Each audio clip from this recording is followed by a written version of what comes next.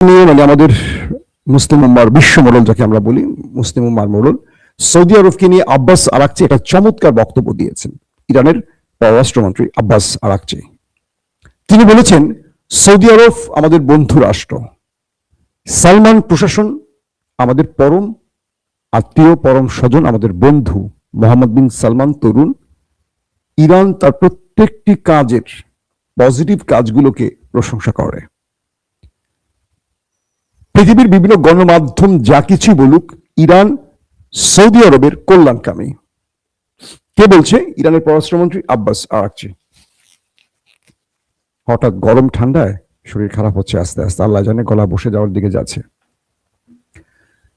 Abbas Araghchi বলছেন যে আমরা সৌদিকে আমাদের বন্ধু হিসেবে দেখি এবং সৌদির প্রতি আমাদের ভালোবাসা অসীম, এবং আমরা সৌদির কাছ থেকে দায়িত্বশীল আচরণ আশা করি। তিনি বলছেন, আমি আমার আরবের বন্ধুদের বলছি। কে বলছেন? ইরানের পররাষ্ট্রমন্ত্রী আব্বাস আরাকচি।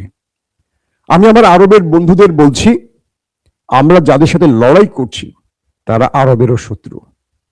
আরবরা আজ বুঝুক বা দুদিন পরে বুঝুক, মনে রাখতে হবে আরবকে ওরা আমাদেরও শত্রু, শুধু নয় তোমাদেরও শত্রু।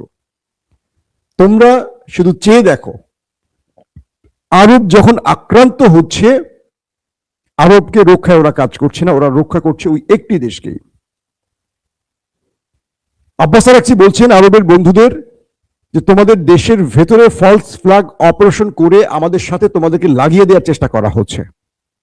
আব্বাস আরাকচি বলছেন তোমাদের দেশে প্রিন্স সুলতান বিমান ঘাঁটিতে ইরান অ্যাটাক করে ওদের বিমানকে যখন ধ্বংস করেছে, ওরা শুধু চেয়ে চেয়ে দেখেছে, আর তোমরা এদেরকে রেখেছো তোমাদের নিরাপত্তার জন্য। আমি আরবকে বলবো, বিশেষ করে সৌদি কথা বলছেন, সালমান প্রশাসনকে বলবো, ঘুম থেকে জেগে ওঠো, কারণ আজ হোক কাল হোক ওরা তোমাদের শত্রু হবে। তোমাদের শত্রু আমাদের শত্রু এক, অভিন্ন। আব্বাস আরাকচির এই বক্তব্যটি অসাধারণ ছিল। পাশাপাশি ইরান নিয়ে পাকিস্তান যে বক্তব্য দিচ্ছে, যে পাকিস্তান আমেরিকার সাথে দুতিয়ালি করছে বা নেপথ্যে কথা বলছে, ইরান বলছে যে আমরা পাকিস্তানকে ইরানের সাথে আলোচনার জন্য, মানে পাকিস্তানকে আমেরিকার সাথে আলোচনার জন্য কোনো সিগন্যাল দেয়নি এবং পাকিস্তানকে মধ্যস্থতাকারী হিসেবে বিবেচনাও করছি না। পাকিস্তান আমাদের কিছু প্রস্তাব তুলে ধরেছে, আমরা পাকিস্তানকে বলেছি আমরা এখন যুদ্ধের মাঠে আছি, আমাদের আলোচনার বিষয়বস্তু আমরা জানিয়ে দেব, কোনো মধ্যস্থতাকারী এই মুহূর্তে আমাদের লাগবে না। তবে পাকিস্তান আমাদের বন্ধু রাষ্ট্র, তাদের আমাদের প্রতি তাদের যে ভালোবাসা, এটাকে আমরা গ্রহণ করছি। কারণ সাম্প্রতিক জরিপ হয়েছে ইরানের প্রতি সবচেয়ে বেশি, ইরানের পক্ষে কারা দাঁড়িয়েছে, পৃথিবীর কোন দেশগুলো, কোন দেশের সমর্থন বেশি?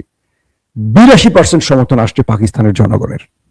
আসিমনি টেনশনে পড়ে গেছেন, কারণ আমেরিকার চাপে পাকিস্তানকে ইরানের বিরুদ্ধে যুদ্ধ করতে হলে পুরো পাকিস্তানের কওমের সাথে, জাতির সাথে যুদ্ধ করতে হবে। আসিমনিকে 82% জনগণ ইরানের পক্ষে দাঁড়িয়েছে, তুরস্কেরও এবং আরবের অধিকাংশ জনগণ ইরানের পক্ষে।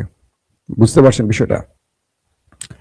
মার্কিন প্রশাসনের বা পার্লামেন্টে একটি প্রশ্ন উঠেছে, আমেরিকা যে যুদ্ধ করতে ট্রিলিয়ন ট্রিলিয়ন ডলার খরচ করে, এই যুদ্ধের খরচ কারা দেবে? মার্কিন প্রশাসন বলছে এই যুদ্ধের খরচ আরবরা দেবে। বাহ, কি চমৎকার কথা!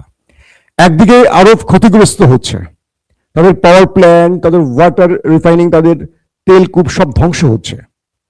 আরবে ঘাঁটি গেড়ে আমেরিকা ইরানের মাধ্যমে যে অ্যাটাকগুলো আরবে নিয়ে আরবকে ধ্বংস করছে, তার জন্য এই ক্ষতিপূরণ আরবকে দিতে হবে।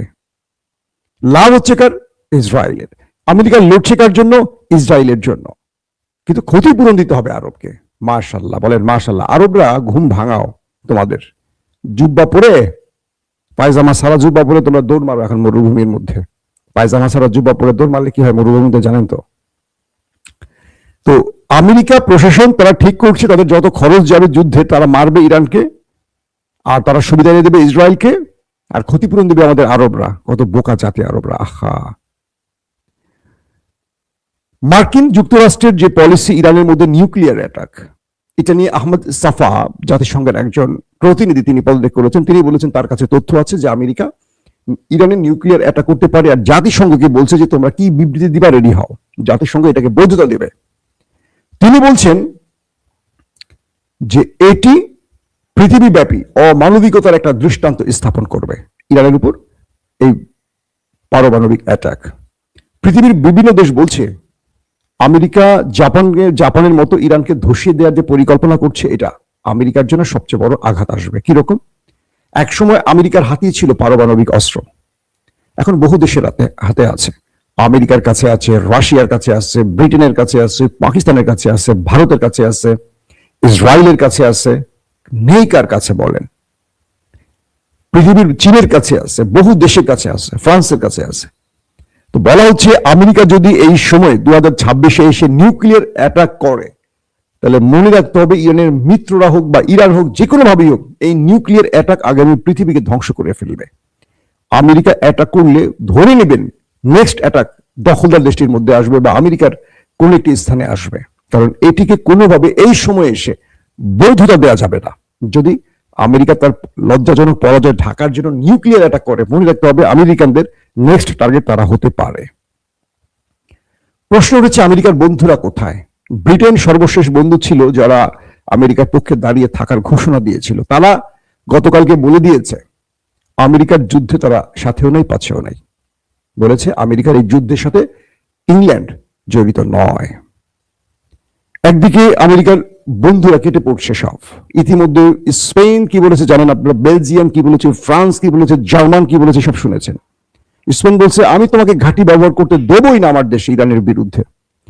আর জার্মানের বিরোধী দল থেকে আজকে ঘোষণা এসছে জার্মানে যে মার্কিন ঘাঁটি আছে, জার্মান সরকারের উপর বিরোধী দল চাপ সৃষ্টি করছে যে তোমরা আমেরিকার ঘাঁটি মানে বন্ধ করে তাদেরকে এই দেশ থেকে তাড়িয়ে দাও। জার্মান থেকে যারা আমেরিকাকে জাহাজ পাঠিয়ে সহযোগিতার ঘোষণা দিয়েছিল, সেখানে এখন পার্লামেন্টে আমেরিকাকে তুলোধুনো করে ছাড়ছে তারা। স্পেন তো বলেছে, বাকি দেশগুলো ঘুরে দাঁড়িয়েছে। ট্রাম্প না ইউরোপীয় বন্ধু না ন্যাটোর বন্ধু কাউকে পাশে পাচ্ছে না, স্রেফ একা চলছে।